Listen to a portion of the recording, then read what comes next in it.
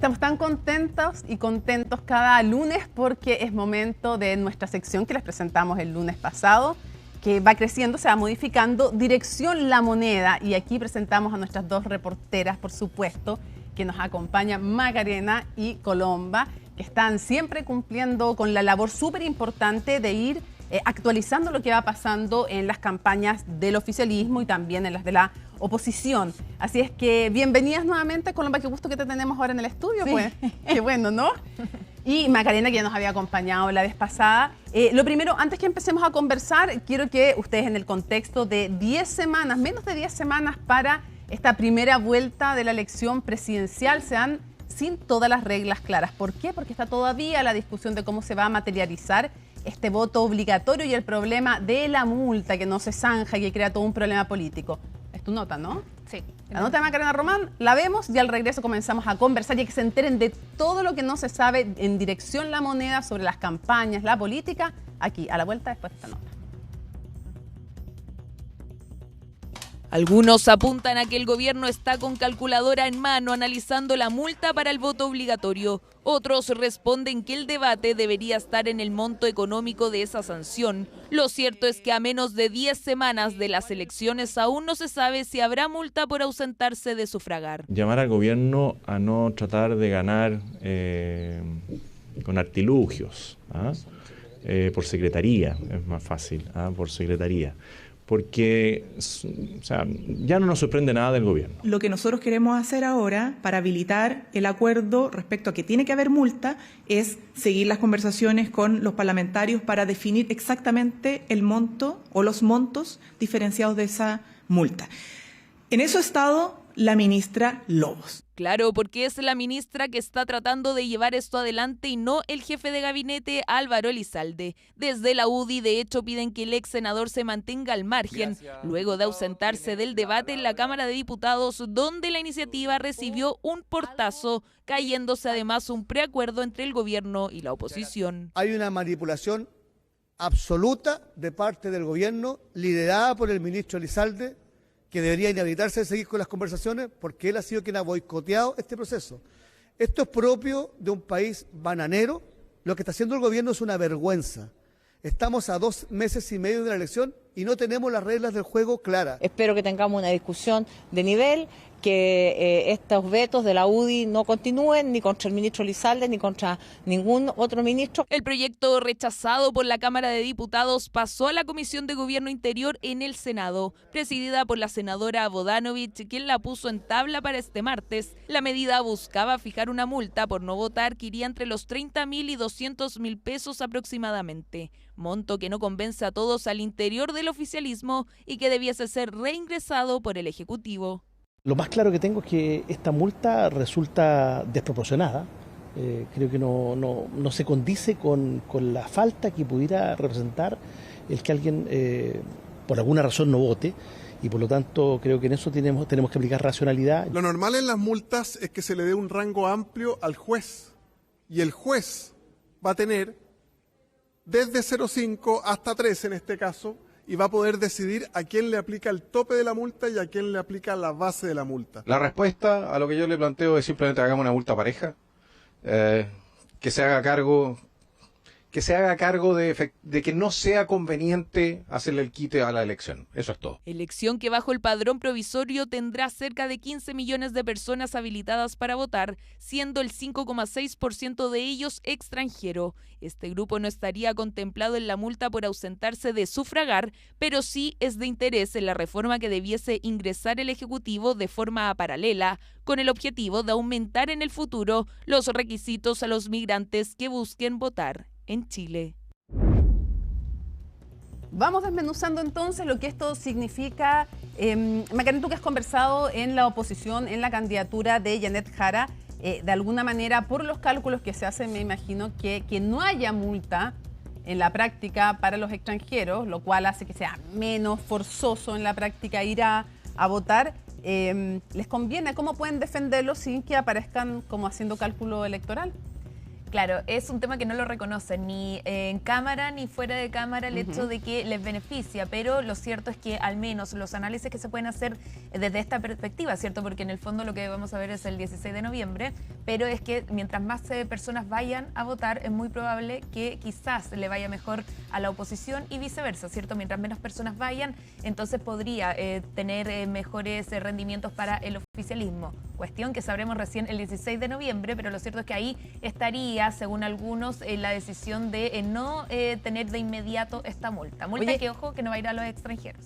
No. O sea, si es el acuerdo con el gobierno. O sea, como tú nos contabas en tu nota, aquí nuestras chiquillas reportean, hacen notas móviles de todo para enterarse de lo que está pasando. Pero además, Macarena, porque en el pasado ellos estuvieron yendo al Tribunal Constitucional, incluso desde el oficialismo Frente Amplio, Partido Socialista, fueron al Tribunal Constitucional a alegar por una norma en el gobierno del expresidente Sebastián Piñera que les restringía un poquitito el derecho a voto a los extranjeros. ¿Se acuerdan de eso? Como que ya se contrapone, de hecho, a lo que ha dicho el propio ministro Elizalde, quien dice que en ningún país del mundo son tan permisivos con los extranjeros y, de hecho, parte del acuerdo es que de forma paralela se tramite una reforma política, mejor dicho, y que se establezcan más restricciones a los extranjeros, es decir, pasar de 5 años a 10 años en los que puedan ejercer su voto. Ya, o sea, ambas cosas son ciertas. Es cierto que no pasa en ninguna parte del mundo, pero no por eso deja de ser cierto que en el pasado tenían otra postura. Lo mismo al otro lado, Colomba. Brevemente, antes de que hablemos un poquito de las encuestas, ¿cómo lo defienden que sí quieren ahora que voten los extranjeros sin que desde el otro lado les van a tirar el argumento de que, bueno, pero hay otros derechos que no quieren que tengan los extranjeros? Ese es el argumento desde el oficialismo. El argumento, ¿no es cierto?, en la oposición, y hubo bastante enojo, ¿no es cierto?, en la votación la semana pasada en esta sesión especial en la Cámara de Diputados, fue principalmente porque dicen de la oposición, ellos están porque se cumpla la Constitución, la reforma constitucional, ¿no es cierto?, que dejó como voto obligatorio en nuestro país en 2022 las próximas elecciones también, y que no está en tabla finalmente lo de los extranjeros. Ahora sí dicen que ellos están de acuerdo a poder conversar con el Ejecutivo, con los parlamentarios del oficialismo, por la reforma justamente que mencionaba Maca, que debería ingresar el gobierno, ¿no es cierto?, al Senado. Hay acuerdo ahí. El enojo viene principalmente por el incumplimiento de este preacuerdo que se había establecido, ¿no es cierto?, para la sesión especial. Pero nadie quiere reconocer entonces que están defendiendo una postura contraria a la del pasado y que les conviene que su postura triunfe. Ok, vamos a estas encuestas. Queremos saber un poquito cómo lo ven en cada lado. Tenemos liderando en CADEM y en Criteria a Janet Jara, pero perdiendo en cualquier escenario de segunda vuelta. ¿Qué creen que afectó? Colomba, tú reportaste un poco ese tema. ¿Qué reconocen en cámara y fuera de cámara? Lo cierto es que ellos analizan, por lo menos hay un aumento, ¿no es cierto?, de Evelyn Matei en la academia, para ser súper precisa. Un 16% alcanzó esta semana, un 2 puntos porcentuales más que la semana pasada. ¿Margen de error todavía? Un margen de error todavía, es así, porque se puede hablar de un 4% que puede ser una cifra significativa, un porcentaje significativo cuando alguien aumenta, ¿no es cierto?, o baja en las preferencias. Por lo menos en el comando de Evelyn Matei reconocen que ha sido por el relanzamiento de la campaña, este nuevo eslogan, ¿no es cierto?, de Chile, un solo equipo, de presentarse consolidados. Y también están como más aliviados de que se ordenaron. Más aliviados y se siente un orden también interno en el comando. Y eso dicen ha aportado. No es pura pantalla, dices tú. No.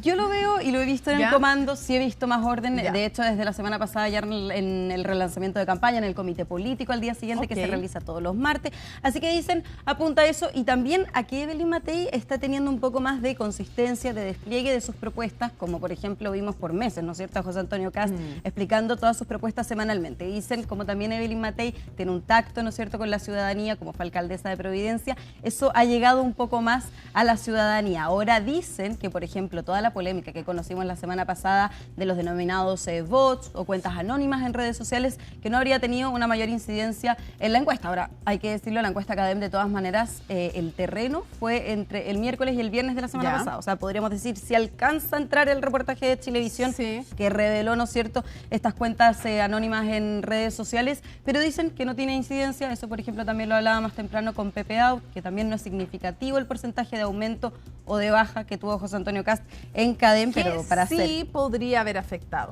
Podría haber afectado, y lo dicen esto, desde el comando de José Antonio Kast, lo dicen en el comando de Matei, lo dice también Pepe Auti y diferentes analistas, justamente la propuesta de José Antonio Kast sobre el chao préstamo. O que de hecho le tuvieron que cambiar el nombre, eso es significativo, ¿no? Sí. Porque cuando tú cambias el nombre a algo es porque no te funcionó tanto, pasó de chao préstamo a te amo devolver la plata. Sí, efectivamente, y lo mismo con te amo PGU, sí, que decía José Antonio Kast, fueron mentiras que instaló el gobierno, el oficialismo, ¿no es cierto? Ya, pero eso sí lo habría afectado. La carrera. Eso sí lo habría afectado, dicen analistas, incluso también desde el propio comando lo reconoce. de José Antonio Kast, porque dicen también, ahí se metieron en una polémica en donde el gobierno los atacó, dice José Antonio Kast, y que ese ataque, esa red de mentiras finalmente que provenía del oficialismo, terminaron incluso por confundir a la gente y generar incertidumbre en los pensionados. El flanco lo abrieron ellos mismos, en el punto 7 de su programa. Sí, digamos, y además en un tema que parecía más o menos resuelto después de un acuerdo que ellos no respaldaron,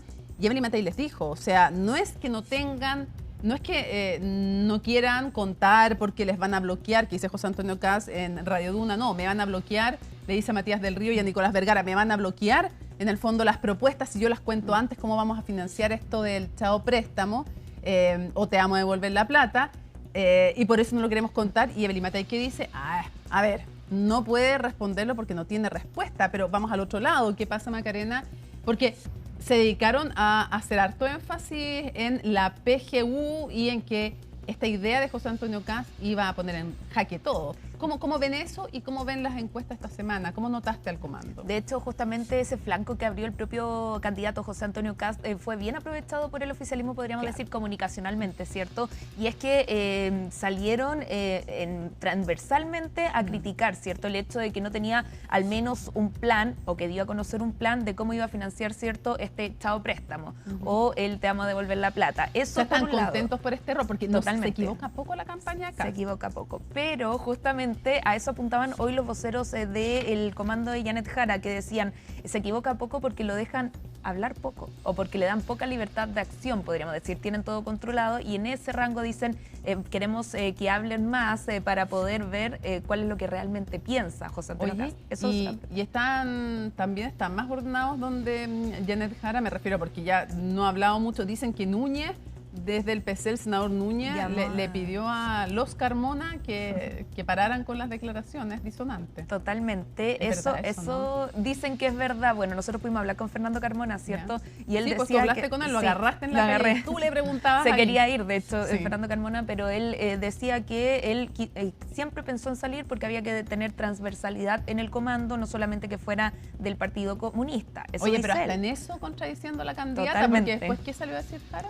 No, la candidata Jara decía que era porque no tenía su confianza solamente, pero claro, ahí se contraponen las medidas y de hecho cuando él sale, ahí no podríamos ir más atrás, pero cuando él sale, la razón era porque no compartían ciertos puntos como la nacionalización del cobre, por ejemplo. Que él había redactado en el programa famoso de las 7 páginas. Claro. Y sobre corto, Mónica, sobre las encuestas, también podríamos decir que esto se da a raíz de que venimos de una semana donde el protagonista fue Lautaro Carmona, que el antagonista. El antagonista más que protagonista, y esta semana, la recién pasada, se calmaron esos ánimos, entonces se vio un poco más de orden al interior del comando. Oye, el tema de la semana pasada y sigue hasta el día de hoy, cada uno lo va aprovechando como puede y como quiere, es el tema de los bots.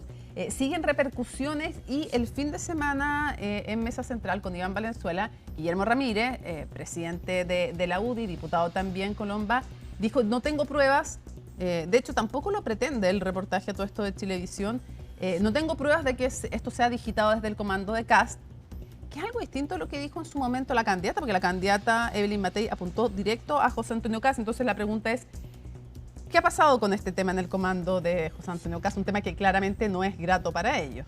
Uno podría decir o analizar, ¿no es cierto?, que hay quizás una quitada de piso a la propia candidata presidencial porque justamente hay declaraciones distintas a la de la candidata en esta materia. Sobre lo de Guillermo Ramírez. Por lo de Guillermo Ramírez ayer en Mesa Central, efectivamente.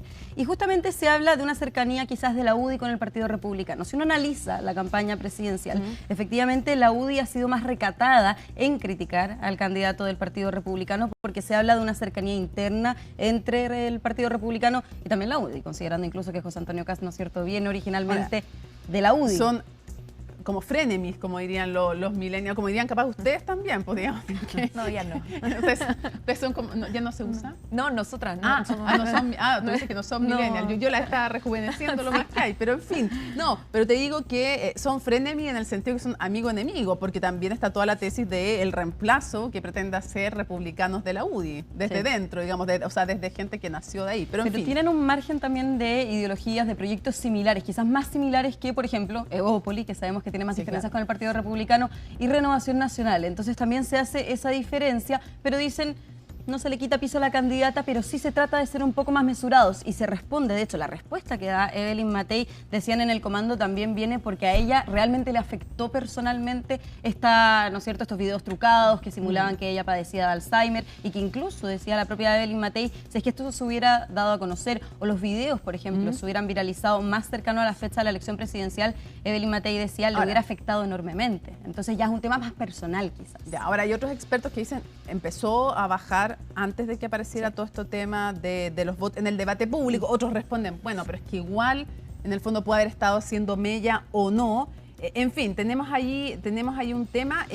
¿Hay reacciones hoy día sobre el tema, no? Sí, hay reacciones, y voy a poner contexto también de que esto y esta polémica se sigue dando en el marco de que este miércoles, esta semana, va a haber un debate presidencial en Chilevisión donde van a ir los 8 candidatos presidenciales. Entonces, tanto Maca como yo hoy día le preguntábamos a los comandos, a los candidatos, cuál es la disposición que hay, que se quiere también conseguir, cuál es la estrategia de los diferentes candidatos presidenciales. Ya vamos a hablar de eso, pero un segundito antes de que veamos las reacciones, porque Macarena, ha habido como una estrategia de Jara y de Matei de un trato cordial, ¿no? Hasta se tuitearon reconocimientos mutuos. Sí, totalmente, pero algo que rápidamente se fumó también, porque una vez que se destacaron ambas, luego Evelyn Matei salió con una publicación diciendo que igual se habían perdido miles de trabajo en el mandato, ¿cierto?, de ministra del trabajo de Janet Jara. Así que no fue tan extenso esa amistad. Ya. Y declaraciones. Pasemos a las declaraciones justamente de José Antonio Cast y también de Alejandra Sepúlveda, que está hoy desplegada desde el comando de Janet Jara. Los debates presidenciales, si para algo sirven, ¿no?, es cómo tú te comunicas hacia las personas, ¿no es cierto?, con definiciones concretas, pero al mismo tiempo cómo respondes, ¿no? Cómo respondes a la ciudadanía, cómo respondes a las preguntas que yo diría que son fundamentales para decir quién es quién en esta candidatura. Y a mí me interesa mucho que José Antonio Kast hable, porque lo que ha hecho durante todo este tiempo es quedarse absolutamente callado. Y cuando habla, uno sabe lo que piensa. Y cuando habla y no le colocan un argumento, no le colocan, ¿no es cierto?, las palabras que tiene que decir, es capaz de decir lo que efectivamente siente o lo que efectivamente piensa. Yo creo que a José Antonio Kast en este debate hay que sacarle la careta. Hay que sacarle la careta y que efectivamente sea el José Antonio Kast que hemos conocido durante estos 15 años, ¿no es cierto?, como candidato presidencial. Cuando estemos en TVN, yo me voy a referir al bot número 1 de Chile, Francisco Vidal. Nosotros lo único que hicimos fue ver los antecedentes de los periodistas, vimos los perfiles de LinkedIn, vimos todos los cambios que se realizaron post interpelación nuestra a un familiar, como dice ella, la candidata a la continuidad. ¿Familiar en qué sentido? Hermano. Y no hemos señalado nada que sea incorrecto, porque se hizo un reportaje en un canal de televisión donde precisamente vamos a ir a debatir, y me parece muy bien que el primer debate sea en el canal que hizo ese informe y estudio, ¿no es cierto?, respecto de redes sociales, y cualquier duda que tengan la podré aclarar en ese debate. Bueno, dar cuenta que presentó su renuncia como cabeza del directorio de Televisión Nacional, Francisco Vidal, algo por lo cual se mostró muy contento después. José Antonio Kast dijo, era una buena noticia. Macarena, vamos con los datos que nadie conoce. Pregunta, ¿qué pasa con el programa definitivo? ¿Cuánto va a cambiar y qué ha sido lo más tenso? No sé, no tenía nada de relaciones exteriores, por ejemplo. Sí, es el de Jara, me refiero. El de Jara, claro. Es un programa que se esperaba llegara aquí en la mitad de este mes, ¿cierto? 17 de septiembre. Lo cierto es que va a llegar el 26 de septiembre a presentarse por las distintas aristas que están trabajando, dependiendo la temática, hacia el comando. El comando luego entonces lo publicará, lo que se espera es que sea a fin de mes. Máximo dijeron el 3 de octubre. Entre el 2 y el 3 de octubre estaría este programa más robusto, ¿cierto? También acogiendo algunas de las peticiones de la ciudadanía en el marco de esta gira de Janet Jara, una gira que decían, ¿cierto? Iba a ser para recoger iniciativas de las propias poblaciones, ¿cierto? Que ha ido visitando la candidata Janet Jara. ¿No sueltan nada lo que van a incluir o no? No, todavía no, pero sí hay un punto importante y es que probablemente se incluya también un recorte fiscal de hacer cercano a 2.000 millones de dólares, 2.000 millones de dólares. Pero viene recorte fiscal, que había dicho Luis Eduardo Escobar, lo dijo en Estado Nacional, que no había ni reforma tributaria ni recorte fiscal. Se está analizando, habría. Quiero dejar que ya dejémoslo condicional. Sí, porque hoy de hecho se habló respecto a eso, pero se está analizando dónde podría ser este recorte, porque por supuesto, como ha sido la tónica de la candidatura, siempre han querido robustecer, ¿cierto?, el Estado. Entonces se contrapone un poco a este recorte que se podría concretar. Oye, quiero datito, ¿se reagenda la gira o no? Se reagenda. Hoy, por ejemplo, está en Santiago la candidata y se esperaba que estuviera en Valdivia. Mañana iba a estar en Temuco y va a seguir en Santiago. ¿Por qué? Bueno, tiene que ver con el debate. No va a ser un debate fácil probablemente. No. De hecho, una de las preguntas se la tiene que hacer Marco Enrique Dominami a la candidata Janet Jara. Ahí podría estar entonces parte de la atención que se espera de ese debate. Sí. Y de hecho la primera creo que se la hace Kast.